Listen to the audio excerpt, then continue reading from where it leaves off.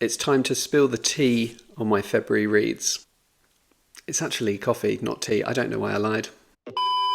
Hi, I'm Ben, welcome back to my channel and welcome to my very belated February wrap-up, which has been displaced partly because of the amount of book price stuff going on, but also because I've just been so bloody busy. Work's been really stacked with stuff to do, and I've been working with some people in Australia, so it's meant lots of early morning meetings, and if there is one thing you should know about me, it is that I am not a morning person in the slightest. I've also just been travelling around a lot lately, had very packed and busy weekends, other than like slipping in some reading here and there to try and keep up. And it's meant that writing reviews for the books I read in February has kind of been in the middle of my to-do list for almost the entire month of March so far, but I have finally done it. And I did want to make sure that I put proper effort into writing those reviews because the books I've read this month I've absolutely loved, and I wanted to write reviews that really do them justice. Before we get into the books though, I will say that one of my highlights of the last month has been a BookTube UK meetup where I went into London to meet lots of other UK booktubers, and I'm not going to mention every individual person that I met. Everyone I spoke to was wonderful, but I want to give a big thank you and a shout out to Katie Lumsden from Books and Things for organising it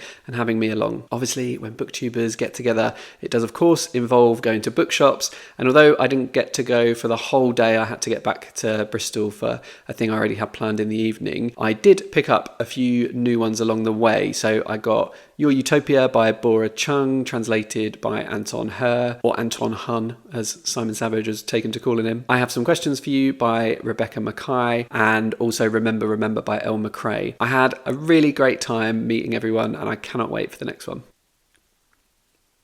On to the books then, and I read 9 books in February, which seems to be sort of my new average. And I'm thinking a little bit about whether I need to scale that back, because I don't want to feel like I'm rushing through books all the time just to like read them in time for a video or read them in time for a shortlist announcement. So I'm going to do a little bit of thinking about that, because that sort of pace has carried on into March. There are a few books that I read that I won't be talking about in this video though. So my pick for the Read Good Challenge February prompt, which was Feveruary, was Severance by Ling Ma, and I really enjoyed this, but I've reviewed it already on a separate video all about pandemic and post-apocalyptic books, which I will link in the description below. And my pick for the other reading challenge that I'm doing, which is Savage Prompts, which in February you needed to pick a book that was like a retelling of a myth or another story. I went for 1984, I went for Julia by Sandra Newman, which is a retelling of 1984. And although I read most of this in February, I didn't actually finish it until March, so I will be reviewing that in my March wrap-up. There were 2 other ones. I read The Rachel Incident by Caroline O'Donoghue and Witness by James Brinkley, but both of those books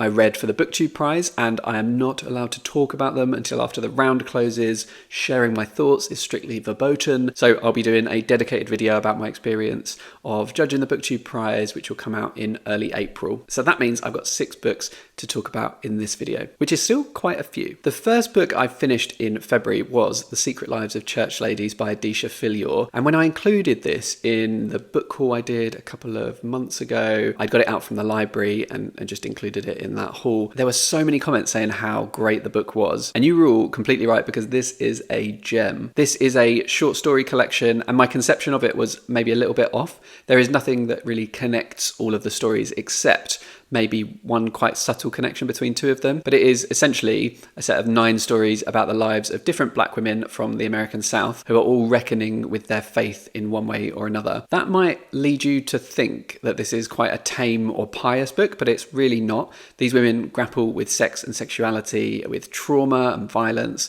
and very early on there's this illicit queer romance complete with some very steamy sex scenes, and that sort of vibe continues throughout the entire book. The showstopper here for me was Philyaw's remarkable ability with voice.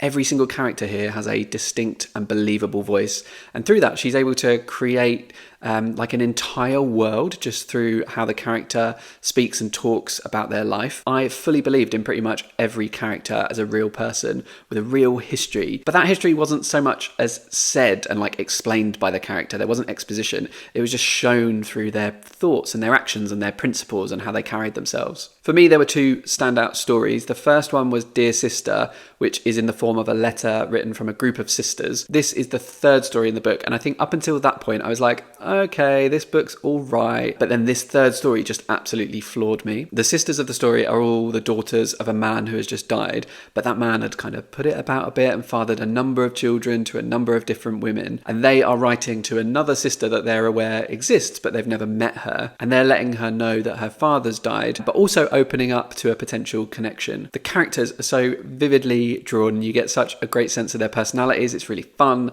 and it's full of these profound little turns of phrase. One that stood out to me was something about the father taking so much and giving nothing that there was nothing left to grieve. And I just sat and thought about that line and how clever it was, but how simple it was for like a few minutes after reading it. Really loved that. The other story I loved was called How to Make Love to a Physicist, which was about a budding relationship between a teacher and a physics professor. And it was just such a beautifully realised account of these characters orbiting one another, and the woman who is our protagonist figuring herself out. I just loved it. It was so authentic and felt true, which was like remarkable to read. But yeah, these stories are all great.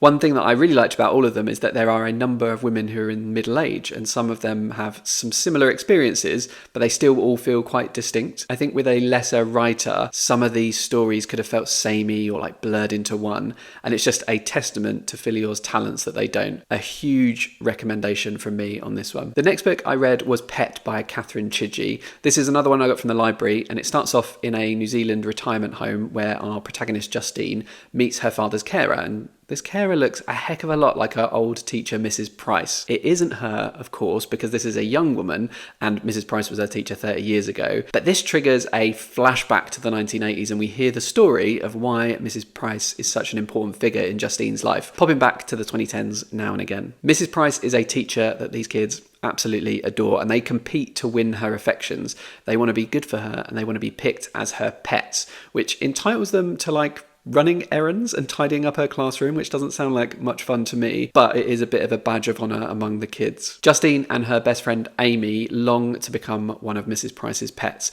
and their friendship sits somewhat on the outskirts of the rest of the class. As a reader, we are obviously even more on the outside, and from that vantage point, this all seems fairly harmless. I'm sure we can all remember looking up to and idolising someone in a position of authority or someone who is older when we were very young. But you start to get the feeling that something is off. Mrs. Price might not correct a child who says something really hurtful to another child, or she might use her pets to do something that feels like it's pushing the bounds of acceptability. So like going outside of school to run an errand to pick something up. But because it's set in the 80s, you think maybe that's just what things were like back then. Chidgey is so brilliant at building up this sense of quite mild discomfort, of unease, where you're left wondering, is there something wrong here?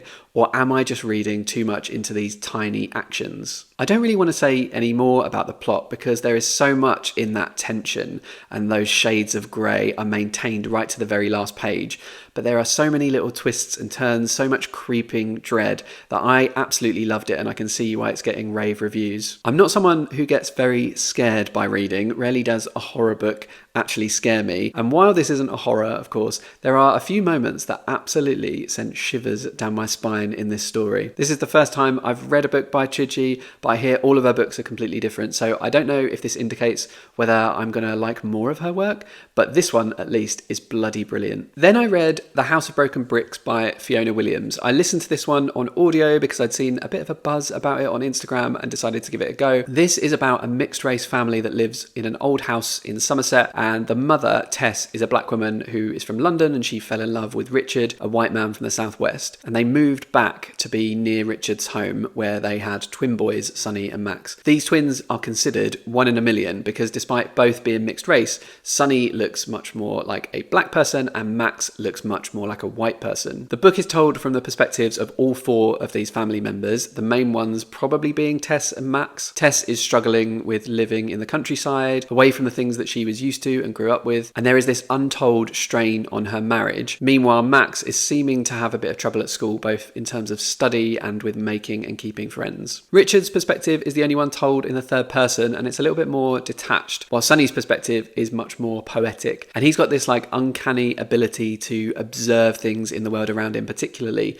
the nature that surrounds the family while they are busy focused on themselves. I'd say I kind of enjoyed this. There are some things it does really, really well. The flowery language language is just reserved for Sunny's parts, and that was just about the right amount of that sort of thing for me. And then I thought Tess's experience of subtle racism, some intentional, some unintentional, is really effectively done. There are these little things and comments that just add up and clearly very much like get on her nerves, and they get on your nerves too as a reader. You really shared in the unease at her being the only black person in the village and everything that comes with that. The stares and the hushed voices, the odd comment and the strange question. And it did feel like quite a realistic take on a family in a slow-moving crisis, which unfurls itself over the course of the book. There is no big reveal about what's going on in this book, but there is a slow coming into focus, and I really liked that. The flip side though is that this book felt to me a little bit slow, a little bit long. There is a really important plot point that you're supposed to recognise about halfway through the book, I'd say. But once you do, you're kind of left wondering where the book goes from there.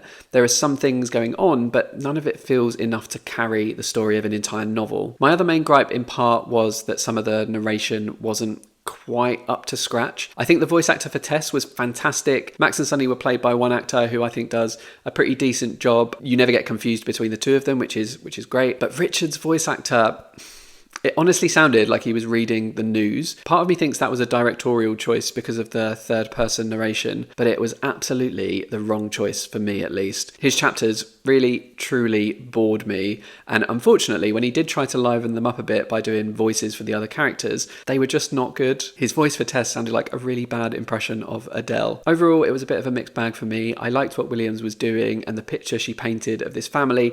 I just think it could have been tightened up a fair bit. If this does interest you at all, I'd probably advise avoiding any reviews because they seem very laden with spoilers. I don't think what the book does is going to completely blow your mind or anything. It has been done before, but I think it does a bit of a disservice to Williams' writing to know before starting what one of the central conceits of the novel is. The next book I read was The Night Alphabet by Joelle Taylor. This is a book that I have been incredibly excited about. It's the debut novel from the poet Joelle Taylor, whose poetry I haven't read, mainly because I'm not a big reader of poetry, but I do know of her collection, which is styled like C+nto, and I've been saying canto, but apparently it's cunto. That seems a little bit naughty to me. But anyway, it's cunto and othered poems, and it's very well liked by the people I know who have read it. When I first heard about this novel and its concept, I immediately suspected it was going to be this year's Women's Prize winner, and it's the only book, I think, from my predictions that I'm a bit gutted didn't make it onto the actual list. Anyway, in my excitement, late last year, I asked Quercus, whose imprint River Run published this,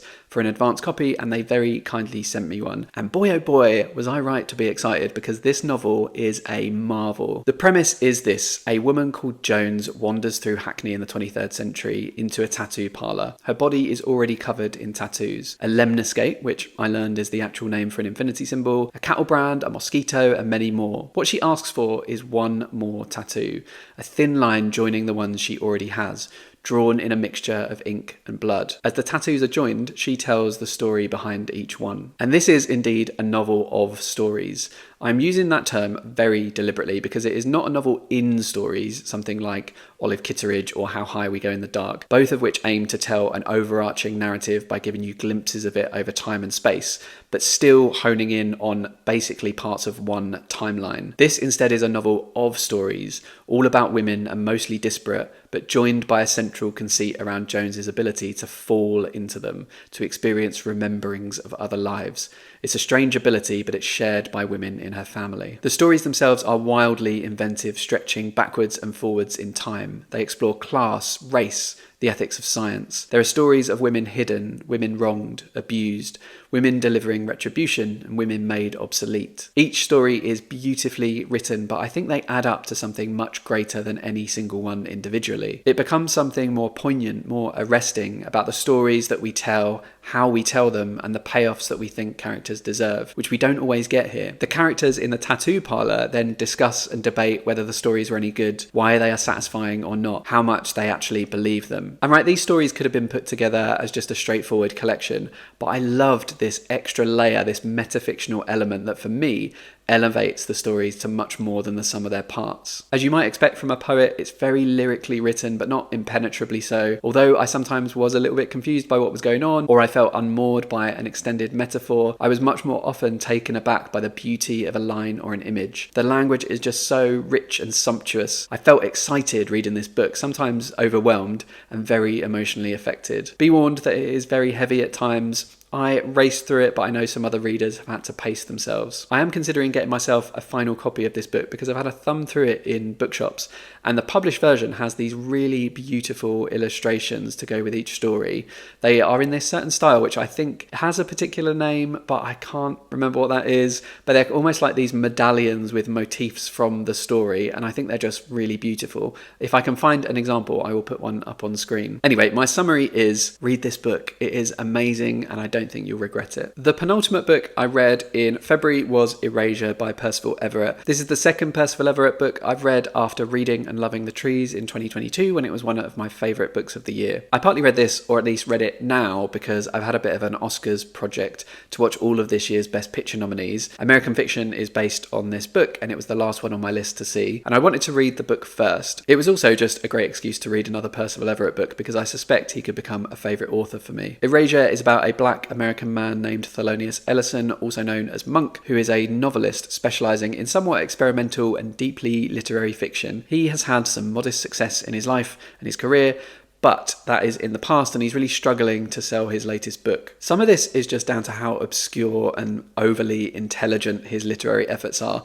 Right at the start of the book, we get this regurgitation of an academic paper that he presents with a bunch of literary theory woven into it, which I didn't understand at all, and that could put you off, but I would beg you not to be put off by it, because the reaction to it is really funny, and it's not really indicative of the rest of the book at all. A bigger problem that Monk faces, though, is that he experiences this extremely frustrating form of racism, not being black enough. Publishers and readers seem to want black authors to only write about uniquely black experiences and to really ham them up. So even though Monk writes literary fiction about topics that are important that are not directly connected to his race, his books still get put in bookstores in like the African American studies section, and that's really, really stupid. And with all of that in mind, Monk is infuriated to see this very hammy novel called We's Lives in the Ghetto experiencing wild success. He sees this book as terrible. It's written in this overly colloquialized, phonetically written prose that just seems to employ every available stereotype, and he finds it very derivative and boring and written for white people. In his frustration,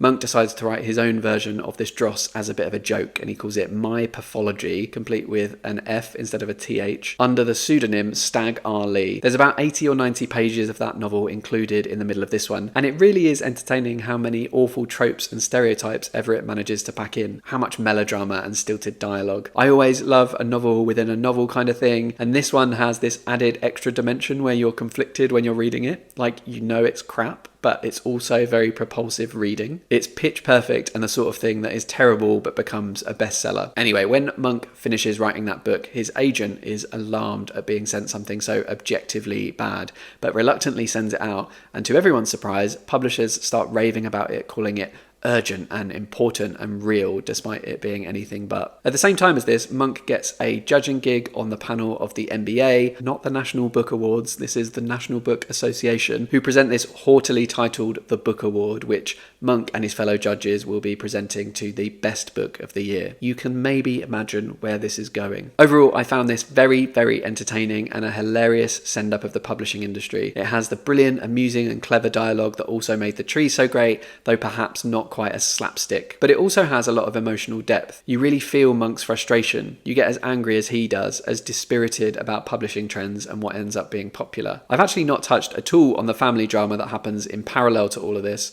but I really enjoyed that aspect too. And there were a number of emotional beats in this book that really hit me. There was one in particular near the start that was an absolute gut punch. The only thing that maybe held this back a little for me was just how much literary theory and clever stuff there was in there that completely went over my head. There were lots of little imagined conversations between artists of the past that were sometimes amusing, but mostly I didn't understand. That's definitely a me problem though, rather than a Percival problem. If you're interested in seeing the film, I would definitely recommend reading the book first. The movie won the Best Adapted Screenplay Oscar, and I can see why. It's a very clever script that felt as much in conversation with the novel as it was an adaptation of it, and in particular the ending of the film has this great metafictional aspect that I thought just worked terrifically. I'm very excited excited to read more Percival Everett, and it won't be long because I'm planning to read his next novel, James, in the next few weeks. The final book I read last month was Martyr with an exclamation mark by Kaveh Akbar. This is another debut novel from a well-known poet, and I'd seen so much hype about this from readers in the US that I was just desperate to get my hands on it, so I really appreciated Picador tolerating my begging and pleading and sending me an advance copy. This story is about a young man named Cyrus Shams who is Iranian American and lives in Chicago, and at the start of the novel he's lying on his bed asking God for a sign, just to make the light bulb flicker to show that he's there. And when it does flicker, all Cyrus wants is for it to flicker again, just to confirm. This is such a fitting opening for the book, setting the scene not just for Cyrus's character, but also working as a fantastic metaphor for the rest of the story, which is about meaning and purpose, this endless and perhaps impossible search for affirmation and reaffirmation. The novel never lets up asking, how can you make your life meaningful? And perhaps more front of mind for Cyrus, how can you make your death meaningful, given his family and his life is so punctuated by seemingly meaningless suffering? That first scene takes place when Cyrus is at university and is an addict, but most of our time with him actually takes place a few years later when he's gotten clean and he's trying to make his way more seriously as a writer. It's then that he stumbles across someone making, for Cyrus, the ultimate meaning out of their death. A performance artist called Orchidea, who has terminal cancer and who is spending her last days in a gallery, speaking to the public, a living but fading exhibition. Cyrus flies to New York to speak with Orchidea, and their conversations comprise the main emotional meat of the book. It is, however, a much more kaleidoscopic book than I expected. There are chapters and sections from many different characters' perspectives, from Cyrus's family members, past and present in Iran, from characters that know and love him. There are extracts from the book he's working on about martyrs, and strange imagined conversations, including one between Lisa Simpson and Cyrus's deceased mother. It's all very wild and ambitious and packed to the brim with ideas and images and the uncanny. This novel is not perfect, but I think that's what I loved about it so much. There is quite a lot of coincidence. There are a number of conveniently plot-enabling circumstances. As an example, when Cyrus needs to take that flight to New York, it just so happens that he has a nest egg of like $30,000 that he somehow has not touched. That didn't ring too true for me, but it might do for others. But I forgave all of this because this novel is just grasping for something. It's really trying to figure out something about human mortality, about what we owe ourselves and others in our lives, but also how and why and when we die. It's also written with beautiful language. I loved the imagery. I thought it worked really well. There were so many arresting images and moments and thoughts and ideas. It really is just a treasure chest of ideas. I definitely highly recommend this book, and I think it would be a terrific book to read and discuss with someone else. What a great debut. That's everything for my February wrap up. I would love to know if you've read any of these books as well and what you thought of them, and also just what your favourite read of February was, so do let me know in the comments. If you enjoyed this video, please do hit like, it really helps my channel out, and if you'd like to see more from me, hit subscribe wherever that may be on the page you're watching this on. But until next time, toodles.